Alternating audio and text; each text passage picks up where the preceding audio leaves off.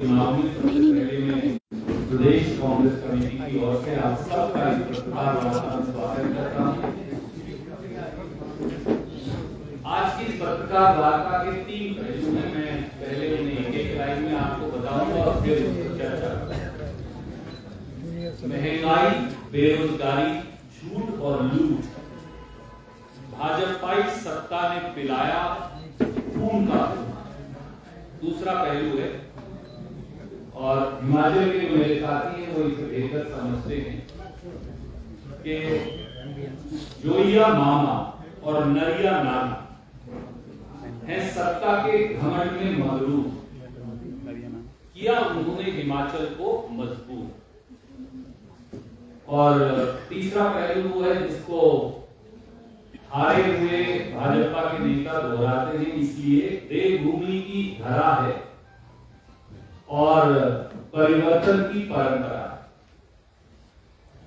आज जब जयराम सरकार और मोदी सरकार उन्होंने हिमाचल प्रदेश को कमर तोड़ महंगाई, भयंकर बेरोजगारी और लूट और झूठ की सत्ता के अंधकार में धकेल दिया है, तो हिमाचल वासियों को वोट की चोट से इन चारों वोट को हमेशा के लिए खत्म करने का समय आ गया है। क्योंकि भाजपा की हार में ही हिमाचल की जीत है। मैं संक्षिप्त में 3 पहलुओं पर आपसे चर्चा करूंगा। पहला है, भाजपा निर्मित महंगाई ने छीनी जनता की आय और अब हिमाचल करेगा जयराम सरकार को गुड बाय। हिमाचल प्रदेश में हर घर महंगाई और घर घर महंगाई, उसका घनघोर अंधेरा फैला हुआ है। सच्चाई ये है कि घर की बचत न के बराबर है, आय कम हो गई, खर्चा कई गुना बढ़ गया। गरीब, नौकरी पेशा, साधारण व्यक्ति, उन सबको अब अपने रसोई के खाने के खर्च में भी कटौती करनी पड़ रही है।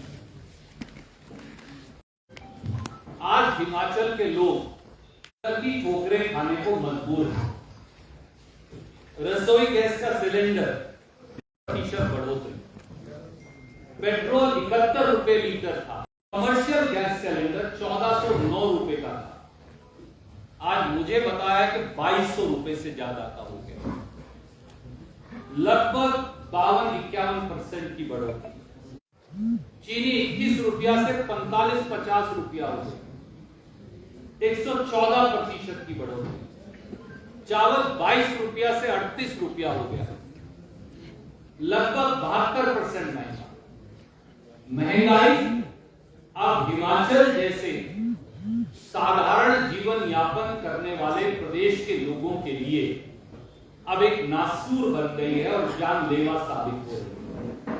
और यही नहीं, खेती और बागवानी, क्योंकि मैं स्वयं एक किसान हूं, उनकी अनेकों वस्तुओं पर समेत सेब की ट्रे से लेकर सेब के कार्टन तक 18% तक जीएसटी लगाकर किसान की, सेब उत्पादकों की, फल सब्जी उत्पादकों की कमर तोड़।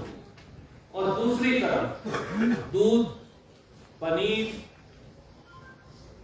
ब्रेड, साबुन, पैकेट बंद दाल, चाय, आटा, दही, लस्सी, फ्रिज, किसी चीज को देख लीजिए, सब पर बच्चों की पेंसिल, अस्पताल का बेड, बीमा 5% से अधिक तक जीएसटी लगाकर उसमें भी लोगों की जेब से पैसा लूटा जा रहा है।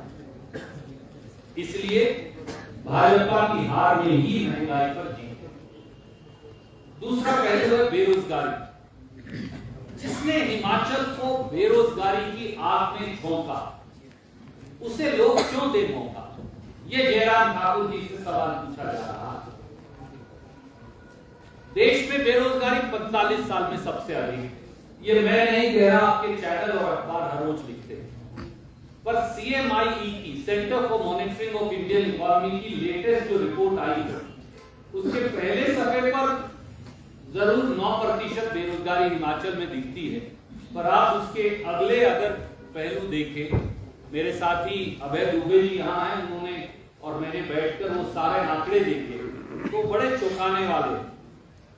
हिमाचल में 15 से 19 साल के युवाओं में बेरोजगारी की दर है 95%। ये आंकड़ा है मई से अगस्त तक का, 95%। कोई प्रांत शायद हिंदुस्तान में नहीं है जहां 15 से 19 साल के युवाओं में 95% बेरोजगारी। ये हम नहीं कह रहे, ये सीएमआई की रिपोर्ट कह रहे। 20 से 24 साल के नौजवानों में हिमाचल में बेरोजगारी है 62%।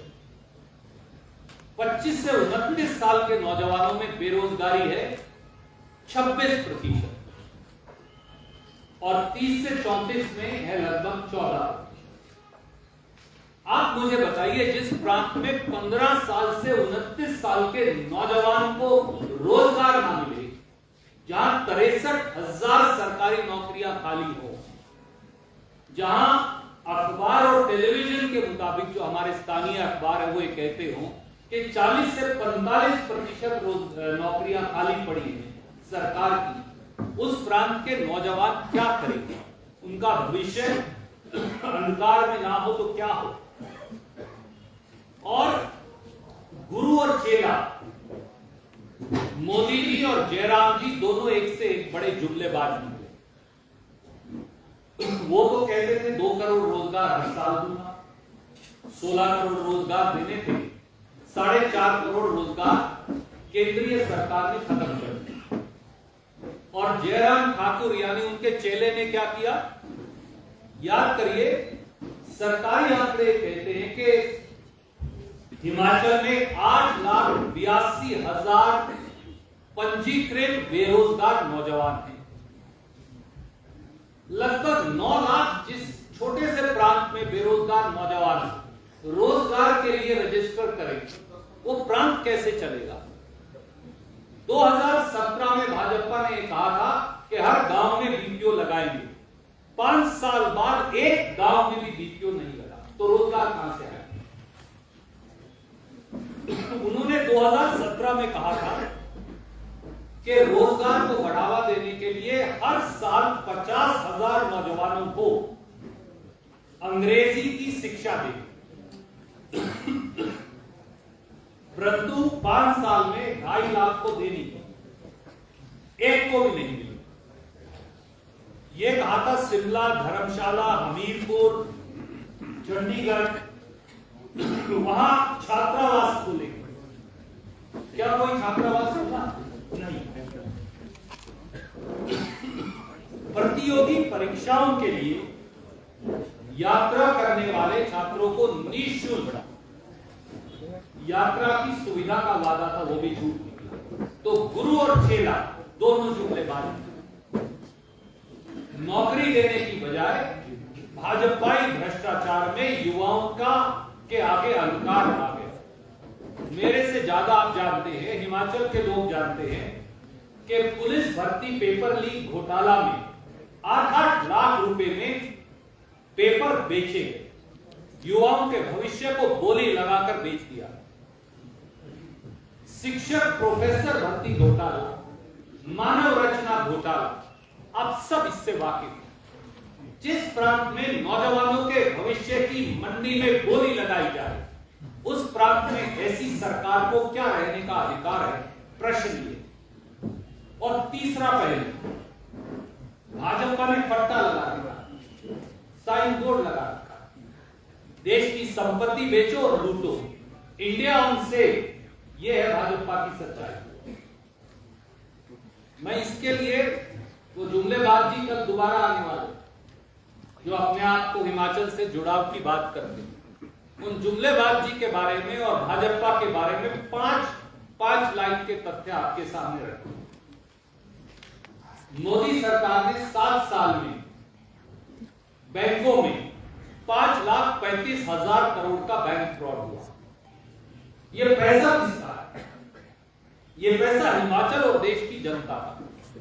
ये सरकार ने संसद में जता दिया। बैंकों में 5,35,000 करोड़ का बैंक फ्रॉड। पिछले 8 सालों में मोदी सरकार ने 10,80,000 करोड़ बैंक का पैसा बंटे खाते में डाल दिया। 5,35,000 अलग है, ये इसके अलावा ये संसद में दिया गया सरकार का जवाब। पिछले 8 सालों में 10,80,000 करोड़ बैंकों का पैसा बड़े खाते में डाल दिया। किसका पैसा है?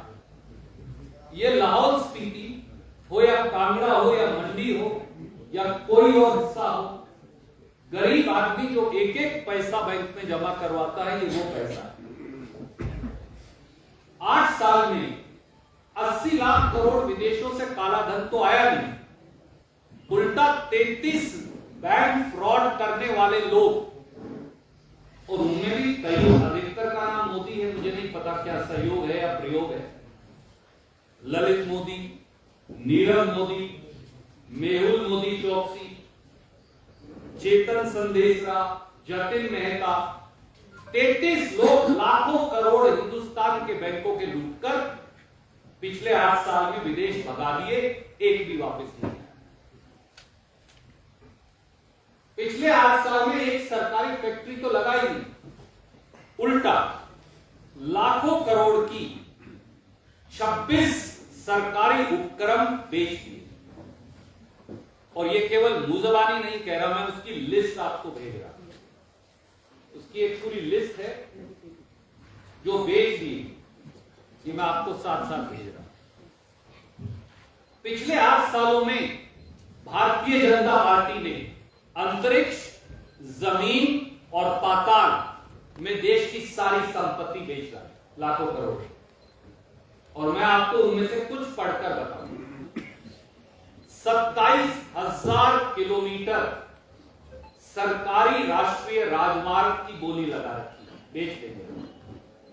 27,000 किलोमीटर सरकारी राष्ट्रीय राजमार्ग, 6,000 मेगावाट के बिजली कारखाने भाजपा बेच रही है, और 28,000 किलोमीटर की सरकारी बिजली की लाइनें बेच रही है। 8,000 किलोमीटर सरकारी गैस पाइपलाइन बेच रही है। 210 लाख मीट्रिक टन, चौंकिए मत, 210 लाख मीट्रिक टन सरकारी अनाज के भंडार जो गोदाम है उनको बेच रहे हैं। 2,86,000 किलोमीटर सरकारी दूरसंचार फाइबर को भाजपा बेच रही है, और 15,000 टेलीफोन सरकारी टावर जो हैं उन्हें भी बेच रहे हैं। 25 सरकारी हवाई अड्डों को बेच रहे हैं या बेच दिए हैं, और एक औद्योगिक समूह है गुजरात का, उसको बेचे जाते हैं, आपने देखा भी है, या बेच रहे हैं, बोली लगा दी। 9 सरकारी बंदरगाह बेच रहे हैं। 761 सरकारी खनिज माइन ब्लॉक बेच रहे हैं। 2 सरकारी राष्ट्रीय स्टेडियम बेच रहे हैं। 1,52,000 करोड़ की रेलवे की संपत्ति बेच रहे हैं। इंडिया ऑन सेल का फट्टा बीजेपी ने लगा दिया। जो व्यक्ति मां बाप की बनाई हुई संपत्ति को बेचे उसे कपूत या नालायक हिमाचल और हरियाणा में कहते हैं। तो ये 75 साल में जयराम ठाकुर सरकार और दिल्ली के इनके गुरु, ये देश की सबसे नालायक, निकम्मी और नाकारा सरकार साबित हुई। और दोस्तों, आज नोटबंदी की 6ठी बरसी है। 8 नवंबर 2016 को इस देश के प्रधानमंत्री ने कहा था कि 50 दिन में अगर कैश इन सर्कुलेशन ना खत्म हो, फर्जी नोट ना खत्म हो, नक्सलवाद और उग्रवाद ना खत्म हो, तो जिस चौराहे पर चाहे मुझे सजा दे देना। आज 8 साल बाद नोटबंदी की 6ठी बरसी पर, 6 साल बाद नोटबंदी की 6ठी बरसी पर वोट की चोट से हिमाचल में भाजपा को सजा देने का समय आ गया, क्योंकि 8 नवंबर 2016 को कैश इन सर्कुलेशन था 17,97,000 करोड़। आज कैश इन सर्कुलेशन है 30,88,000 करोड़। तो कैश इन सर्कुलेशन तो लगभग दुगना हो गया। फर्जी नोट खत्म होने की बजाय पिछले साल के मुकाबले में 500 रुपए के फर्जी नोट और 2,000 रुपए के फर्जी नोट 50% बढ़ गए। न नक्सलवाद खत्म हुआ, न उग्रवाद खत्म हुआ। हां, आपको मुझे इस देश के साधारण व्यक्ति को और इस देश की अर्थव्यवस्था को सालाना 2 लाख करोड़ का नुकसान जरूर हो गया। उन्हीं की शब्दों में अब सजा देने का समय आ गया। इसलिए अब समय आ गया है कि जनता बेरोजगारी, महंगाई और लूट और झूठ का प्रतिबिंब बनी जयराम ठाकुर सरकार जरा से लिखा जाए परिवर्तन की परंपरा को निभाने का। और 12 नवंबर को कांग्रेस की गारंटी उन्हें अपनाएं और हम आपके माध्यम से हिमाचल के लोगों को कहेंगे कि वो भूमि की जुबानी मौजूदा जयराम सरकार की कहानी।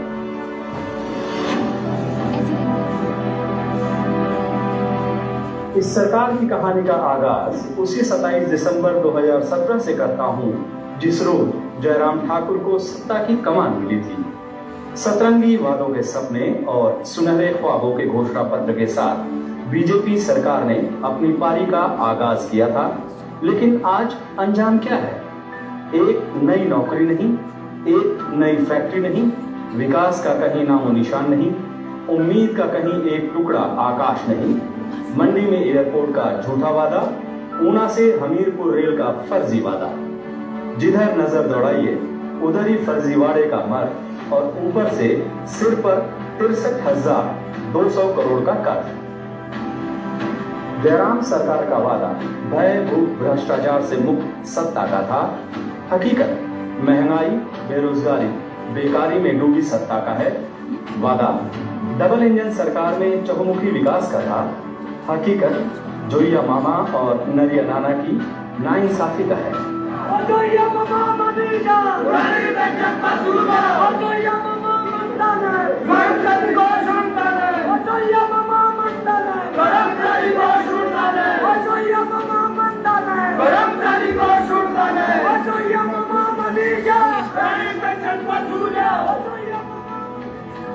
वादा तरक्की के तारे को आसमान से तोड़कर जमीन पे लाने का था।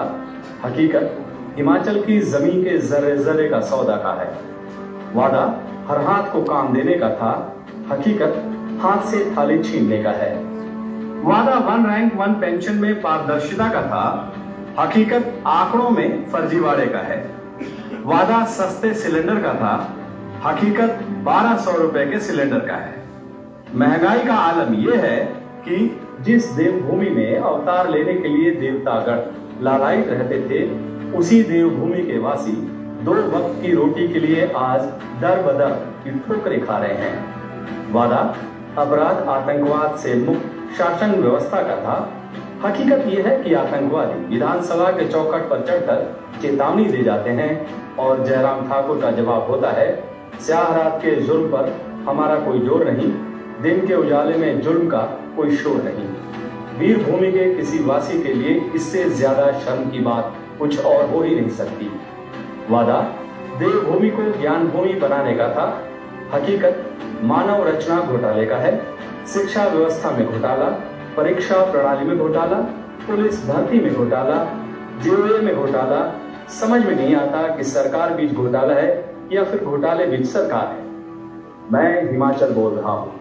हिमाचल में कांग्रेस से मेरे लगाव और जुड़ाव की दास्ता बस 2 अल्फाजों में समझ लीजिए।